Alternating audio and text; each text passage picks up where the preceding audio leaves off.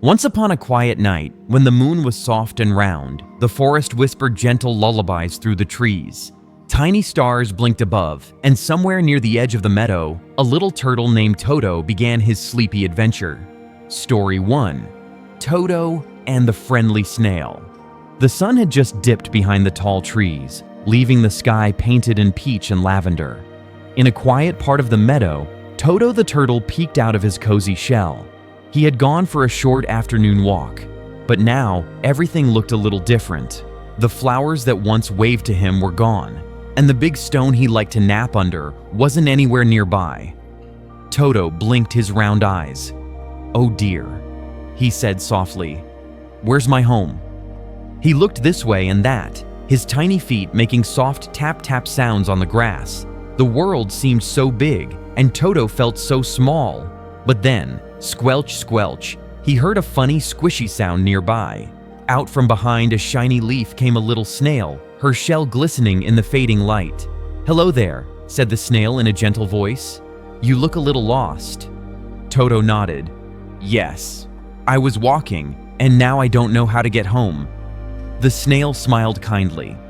"That's all right. Sometimes even I take the long way home. My name is Nella. What's yours?" "Toto," he said shyly. "Well, Toto," Nella said, "why don't we look together?" I move slowly, but I always notice the way.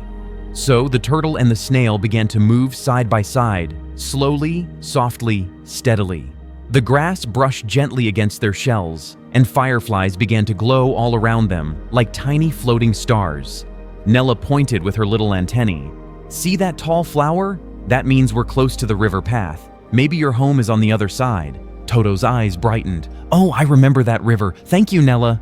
Before parting, Toto said, "You're very kind." Nella smiled. "Friends help friends. That's what makes the world gentle." And as the stars began to twinkle above, Toto whispered softly, "Good night, Nella," before continuing toward the river. Toto yawned a tiny turtle yawn, feeling warm and brave inside. "I'm one step closer," he said sleepily, and the forest whispered back, "Keep going, little one." And now, it's time for our next sleepy story, where Toto reaches a gentle river and finds some new friends waiting to help him.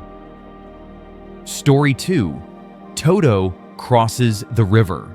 The moon had climbed higher, painting the rippling water in silver and soft blue. Toto reached the riverbank and looked across. His cozy home was somewhere beyond the tall reeds, but between him and home flowed the gentle, giggling river. "Oh dear," Toto whispered. "How will I get across?" He dipped one little foot into the water. It felt cool and tickly, but the current was a bit too strong for his short legs. He murmured. "Maybe I need a little help." Just then, a frog sitting on a lily pad croaked cheerfully. "Need a ride, slow traveler?" he said, smiling wide. Toto giggled. "Oh, hello. I'd like to cross the river, but I'm not a very good swimmer." The frog puffed out his chest proudly. "You're in luck. I'm Freddy, the fastest jumper in the whole pond. Hop on my lily pad, it's nice and floaty." So Toto carefully climbed onto the lily pad, holding tight as Freddy gave a big boing. The lily pad drifted forward with a tiny splash. "Wow," Toto whispered, watching the moon's reflection shimmer on the surface. "It's beautiful out here." Freddy smiled. "It sure is. The river likes to sing at night. Listen." And Toto listened. The water murmured softly, "Shh, shh, shh," like a bedtime song. The cattails swayed, the frogs croaked a sleepy tune, and even the stars seemed to hum along. Halfway across, Freddy called out, "Almost there!" But the lily pad bumped a little rock and wobbled. "Oh no!" Toto gasped. "Don't worry," said Freddy. "Hold on tight." He gave another big jump, steadying the pad. Together, they floated gently until they reached the other side. Toto stepped onto the soft grass, feeling grateful and proud. "Thank you, Freddy. You helped me so much." Freddy gave a happy croak. "Friends help each other. That's what makes the night bright." The moon smiled down as Toto waved goodbye. He looked at the glowing path ahead. Home was closer now. He felt calm, brave, and sleepy. Toto found a cozy patch of moss under a tree and decided to rest for a while. His eyelids fluttered, and before long, he was dreaming of stars dancing on water. And now, let's drift softly into our final story, where Toto finds a twinkling friend to guide him the rest of the way home. Story 3: Toto and the Shining Star. When Toto woke up, the forest was dark and still. Only the crickets sang their tiny night song. Above him, the sky was filled with diamonds, glittering stars in every corner of the world. Toto stretched his little legs. "I think I'm almost home," he whispered. "But which way should I go?" As he looked up, one bright star twinkled more than all the others. It seemed to wink at him, twinkle, twinkle, as if to say, "Follow me." Toto blinked. "Oh, are you trying to help me?" The star shimmered again, softly, kindly. So Toto began to walk in the direction where the star shone brightest. He passed sleepy flowers folding their petals for the night, and tiny moths fluttering gently in the cool breeze. The grass rustled under his feet like a soft blanket. "Thank you, little star," Toto said quietly. "I don't feel scared when you're up there."